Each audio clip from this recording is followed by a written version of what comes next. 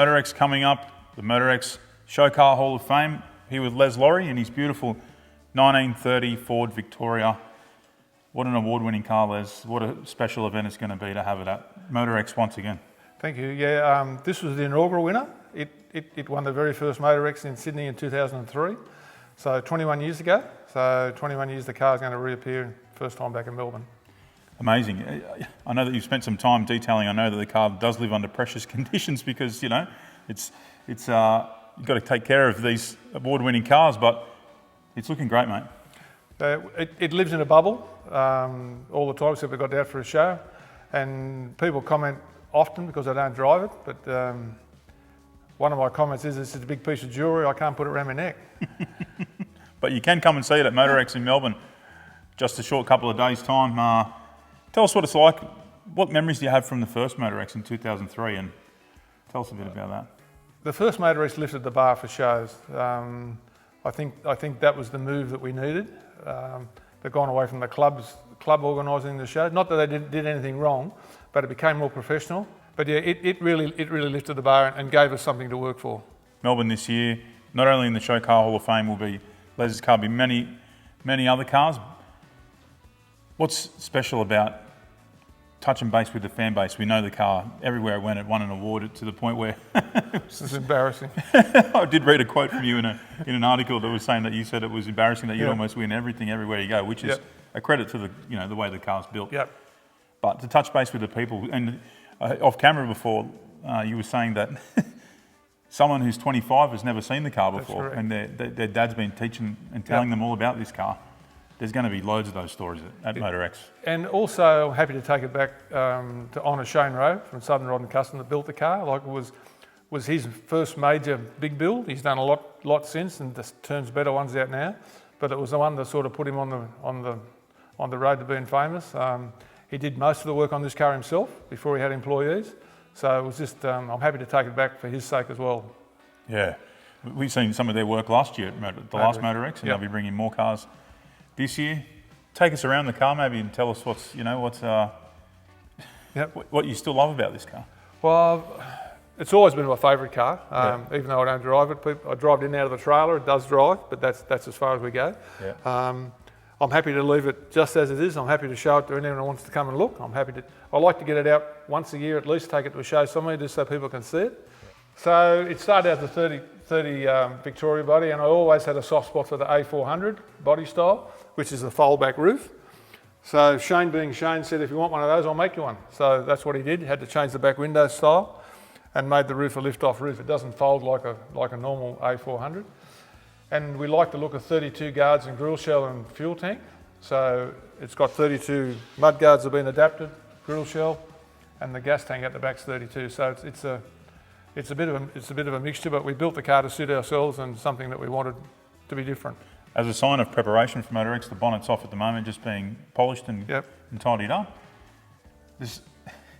You tell me it's 20 years old. It doesn't look 20 years old, I tell you. No. It is really tidy, yeah. A lot of them got to pull the cars right apart to clean up for a show, but this one doesn't get that dirty, so the bonnet's off and I'll pull the wheels off next week and do the wheels inside and out. Yeah. We've already had 2 or 3 days underneath, polishing underneath. I've just had all day today on the top. You step back and sometimes you can't see what you've done, but it does look better. Makes a difference. It makes a difference overall. Yeah. That's why it's up on stands at the moment. These are the stands we showed on at Hot Rod Show, but it just makes it easier to get underneath and clean, and an old fella hasn't got to bend over so far to polish the sides.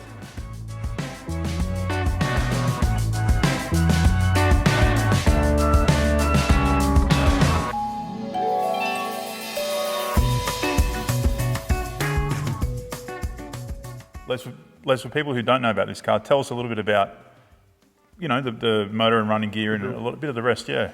It's got a fuel-injected Mustang engine. We've taken the Ford injection off and put aftermarket injection on it. Suspension has got a billet aluminium front and rear independent suspension done by CWI in America. And one trip to the States, I brought the rear end and it was to pick it up the next year, and went back the next year and he had a front end, so I had to buy that. Of course, yeah. So Shane took the American rack off, converted the Commodore rack to right-hand drive. But the whole car has been built at Southern Rod and Custom exclusively. The only thing we sent it out for was chroming and trim. Rod Lingard from Shepparton did the trim, but otherwise the whole car, paint, whatever was done. The chrome plating was done at Dubbo, a little country, not a little, but a country town. It was, I like to keep it out here where we are. Yep. But Shane's got to take credit for the whole build. We run billet specialty wheels. I only had 18s on the back initially. We converted those to 20s. But otherwise, except for the injection on top and the rear wheels, the car is as it debuted 21 years ago. He does some amazing work. Even the windscreen has been flush fitted. Then Shane's made the trim to go around. That's not something you go and buy off the shelf. He's had to go and make that. All the shrouds around the radiator, they're all been made by him. The Dan Fink grill insert is a Yankee one, but then he made one exactly the same for one of my other cars. So there's not much you can't do. I spent about 3 days laying under the car, timing the bolts. So every nut is in line with every nut, every head. Most of them are Allen keys, so that was easy that side. Yeah. But yeah, he sent me underneath for two line them all up. For 2 days, and I had to line every. Because when it comes to judging, all that stuff is extra points. Yeah, it makes a difference. Yeah. There's a few things in judging. Wipers just never suited the car. I just wasn't happy, so I was prepared to lose whatever points it is for judging. But we put a forest things and a few of those things which we would not normally do, but you do those to get the points. Yeah. And at most shows, the Wintop Street Rod, the car's got to be proved to be driven. Yep. So we've always been able to drive it in and drive it out. Yep. So. If you do go on the road, you might need a squeegee out the arm. That's good. We usually try to get the trailer in the shed. Too good.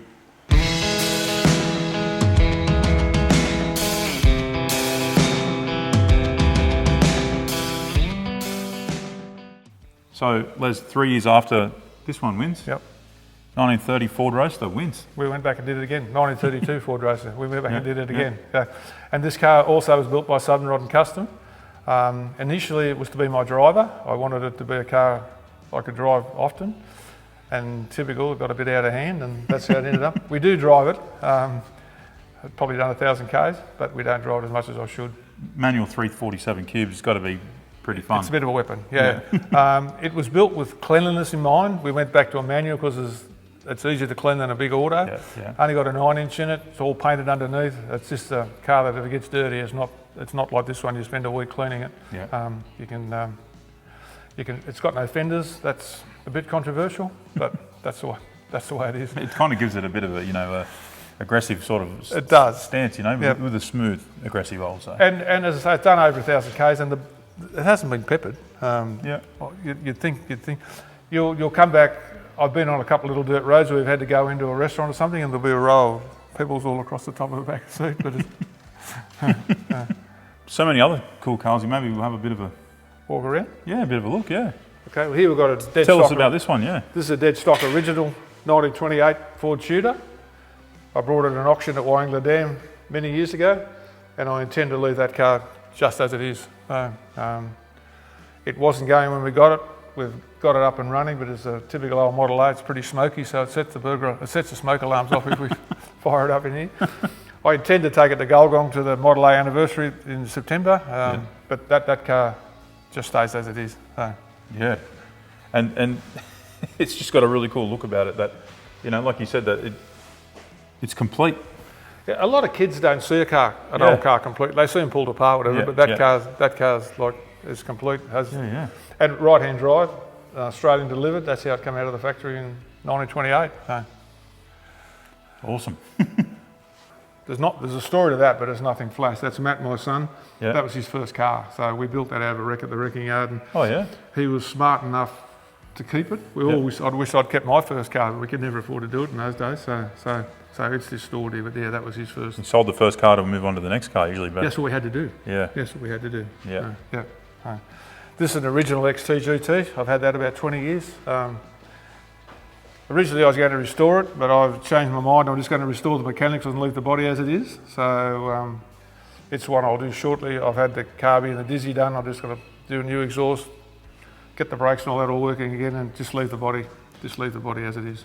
I love the restored ones, but because there's so many restored ones now, it's nice to see one that's like, it's got it's got stories. Patina. It's been like through, you know, like.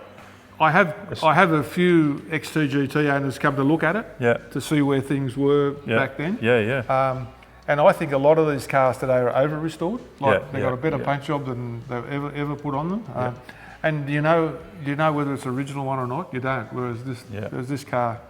So I'm just going to leave it. Leave it as it is. So, very nice. And this chassis here is. This chassis, going to get some 1930 Tudor body will go on that chassis. That's one of my projects later in the year. So. I started out building my own hot rods, painted them, welded them, built them from scratch, and that's how I started. That's going to be my last one. So I'm a little bit fanatical, so it'll take me longer to do than most people, but we'll get there. And with the chassis like this, it'll drive great. It'll drive great. I've got to put a 289 and C4 auto in it. Nothing flash, just a standard motor and box. Just something to go and have some fun. I intend to leave the body as it is initially. So if somebody leans on it or a kid climbs on the runner boards, you don't have a heart attack. You just go out and enjoy it. I always worry about that with rods, but you know the runner boards because kids they're not by accident. The runner boards are just the right height for kids to step on to look inside. You know, they're scary, especially when they're painted ones like this. This wagon's very cool. That's a 1963 Galaxy wagon, Country Squire. I brought that in Adelaide about 15 years ago. Moon Speed Equipment in America have got one exactly the same in yellow. This was gold when I brought it, so it was an easy colour choice. BA Falcons had just came out, so that's BA yellow. Yeah. It's done original 40,000 miles. That's all it's done. All inside's original. Wow. And of course we've airbagged it. The paint was pretty ordinary anyway, so we've been painted and redid the strips on the side. Yeah. But it's just a good old car. 390, drives nice. Just a good old car. Arm up on it's got the bench seat on the front, arm on the bench seat, one arm on the wheel, and they were fairly advanced for their age. 63, like it's got electric seat, air conditioned, electric tailgate, power steer. So for their time, they were good. Jump in, let's go to the pub type, go for a cruise. Yeah. Good old car. Awesome. Yeah, awesome. The year I brought that new in 01. Modern classics now, they are. You know? They're getting that way. I brought that new in 01. That was my work ute, the wrecking yard. It's got 80,000 miles on it, Ks on it, and that wasn't worth selling, so it's parked in the shed with the others. Yeah, and it does have some power. It's XR8. Yep. Pursuit XR8. Yeah. So, most of the miles on that have been done back and forth to the Nilluquin when the hot rod was getting built. So I used to go there every 2 or 3 weeks. So knows that road well. Good to fly along the country. Yeah. This is a XT 68 Falcon local car. Been here all its life. 60,000 original miles. I brought it a few years ago and just left it as it is. 3 on the tree. Split seat, split dash top, but just a nice original old car. It's as lovely to drive as it looks. It must be great. Yeah, drum brakes all around, so you've got to remember what you're driving. But yeah, it's just a nice old car. Yeah, very nice.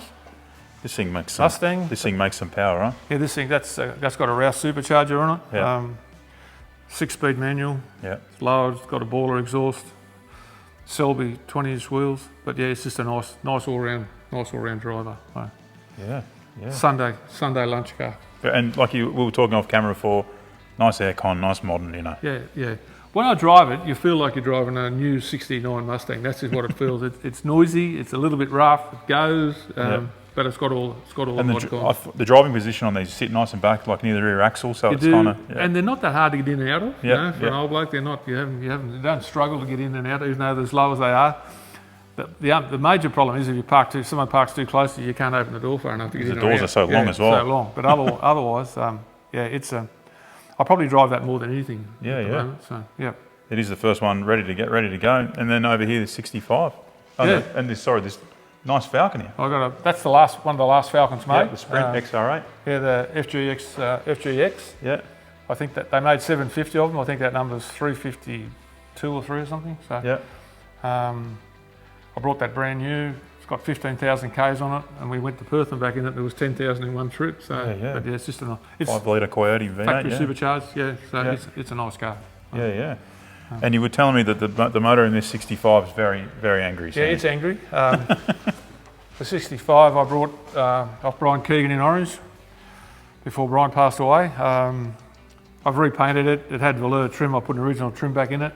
Had a little 289 and top loader. We took the 289 out. It's in an XT GT lookalike I've got in another shed. and put a cranky 347 in it, and it's a fun car. Don't drive it enough, but it's a fun car. Manual.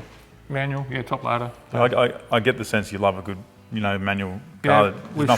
We narrowed the diff, and it's got 10-inch wheels fit under the guards, and mini tubbed it, but yeah, it's a nice car. The mini light mags look so good on that. They do for the age of them. So we've got the first Mustang and the current Mustang at the moment. So love it. This is a very heavy trophy that Les won for this 1930 Ford Victoria. It's going to be at MotorEx in Melbourne Showgrounds, May 6 and 7. We look forward to having you there, Les. Look forward to being there. Yeah, amazing. I was saying to Mick Fabar that all these great cars and all these legends of this automotive scene, in Australia, like Australians, we always talk about it, build some of the best cars in the world. We compete we punch on with the world. Americans, they say build a lot of the stuff. I reckon we build some of the best. I agree, and I've had plenty of trips to the States, so we've done a bit of copying as well. So, but yeah, I agree. Our cars are any bit as good as the American cars these days. That is heavy, mate. It's heavy. It's seriously heavy. So we better go. May 6 and 7, Melbourne Showgrounds, MotorEx. We'll see you there.